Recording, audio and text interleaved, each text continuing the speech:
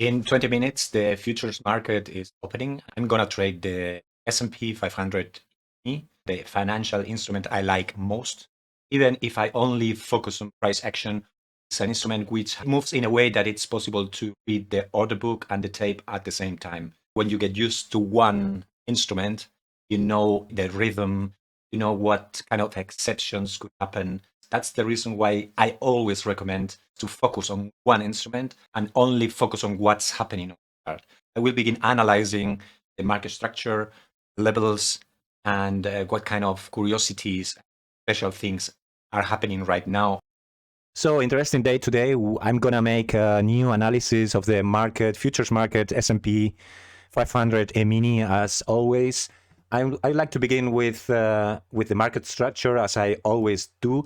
In order to do that, we begin with the 5,000 ticks chart, which is the one where you can see the main trend and what happened in the last days.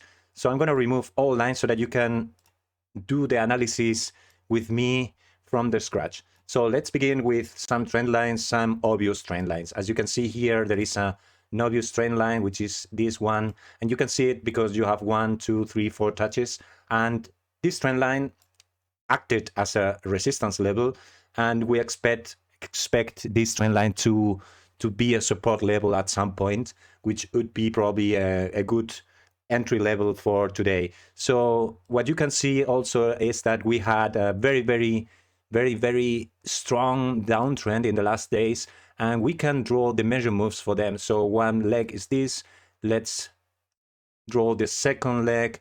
This is almost the second leg. You can see it's almost like magic because these legs are crazy. They look the same, and it means all participants in the market are behaving very similar regardless of what happened in the previous days, because the market has a memory. That's what I always say. The market has a memory and always behaves in a similar way. So on the third leg is also very similar to the first one, the second, and the second one, which is this one. Actually, I will draw it like this. And these measure moves are going to be also very important support and resistance levels. So this is the higher time frame. Here we can see the main analysis. We can also see a channel. The channel would be this one. It's a very big channel. So I don't think this is gonna. Oh, we are at the top of the channel actually, which is also very important information. We also see here a swing high, very important swing high, which is this line here, and we see a little bit of confluence, right? Because we see the exponential moving average from the 5,000 tick chart almost crossing the top of the channel, almost arriving to this resistance level generated by the trap level here, by the swing high we had previously in the last day. I think it was last day exactly. So let's go to the 1,000 tick chart, and in the 1,000 tick chart we can see already these important lines we draw before, and the trend line, the swing high, the channel. Actually, this is almost a channel. The channel is a little bit. It's not really right here, right? It's not really working. I will remove it and I will draw it again. This is this is the channel. This is the channel actually, exactly like this. As you see, we are at the top of the channel, so we could actually look for a short entry at this area.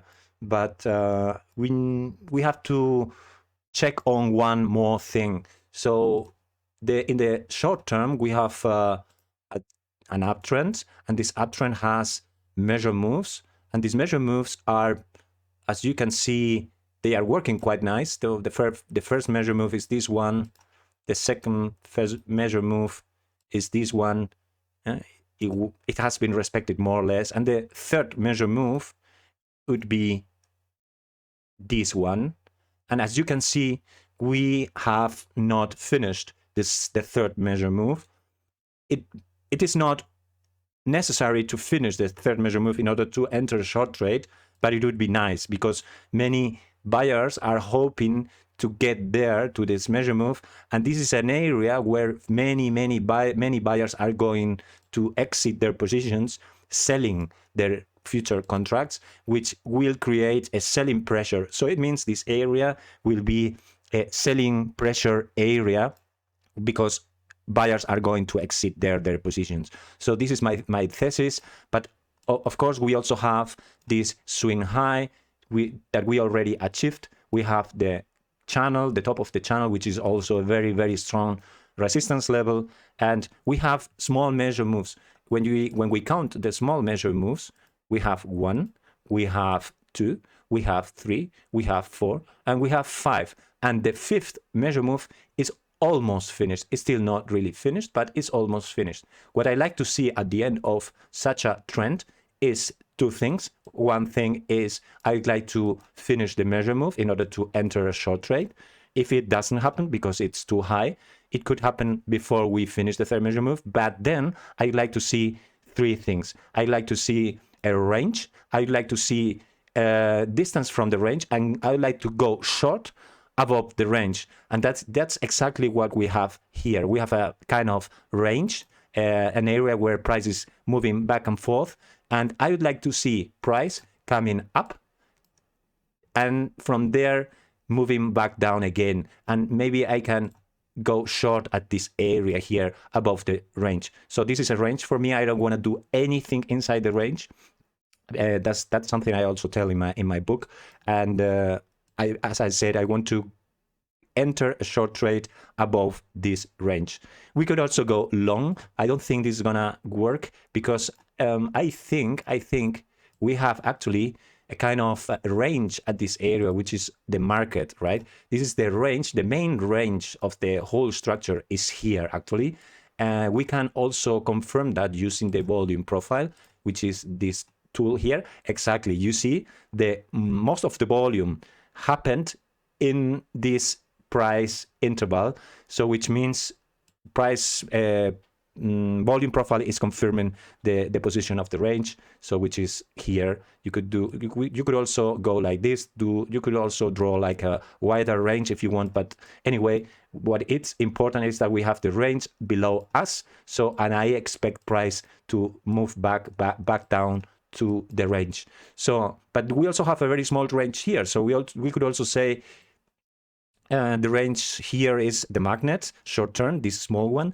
So if you want to go short, you should wait for price to move up, and from at a certain distance from the range above this range you could go short, expecting the range to be the attraction area and the main range to be the second attraction area. Then you had like 2 forces attracting the price. If you go from here short, you have this range attracting your price, and you have this other big range also attracting the price. So that would be the best strategy, I would say, today. Let's see if it happens, because this uptrend is quite strong. So we have to wait for weakness and to look for signs of weakness.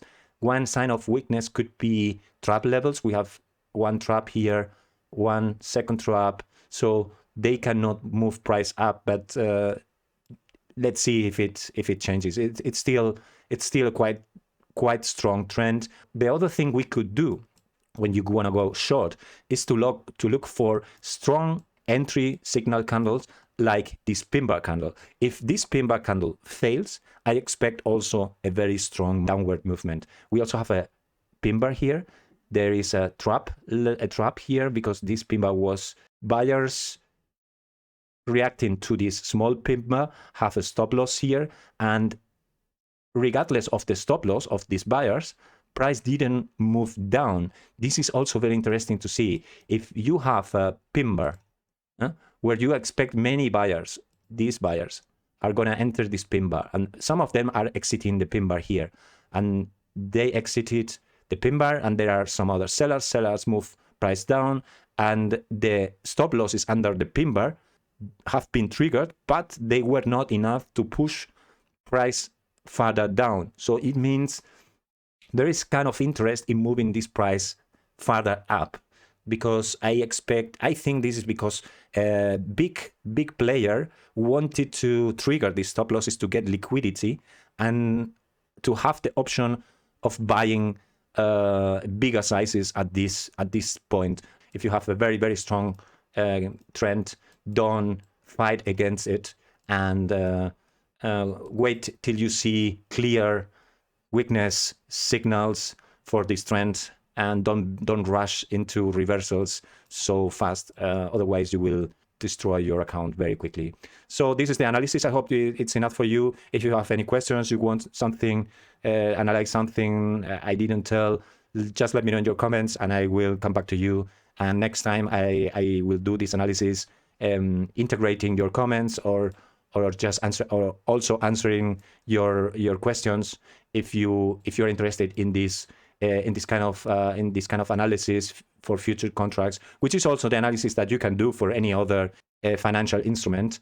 For futures is a typical analysis which works quite nice, looking for the market structure, looking for trend lines, looking for support and resistance levels, channels, looking for strong signals, failures, pin back candles, strong candles, and so on.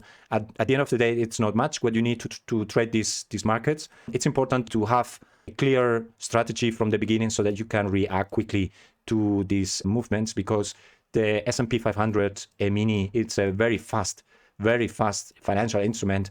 You will see the movements are very, very fast, and sometimes they are so fast that it's difficult to react to it and make good decisions. That's the reason why it's important to have defined your strategies previously and to know how you are going to react in case something happens, in case some movements happen, so that you already have your tools on site prepared to be used, and you don't have to be thinking from the scratch what to do, how to deal with that, which measure moves you have, and so on, because you won't have the time to do that. It's too fast to make that kind of analysis in parallel after the opening of the markets.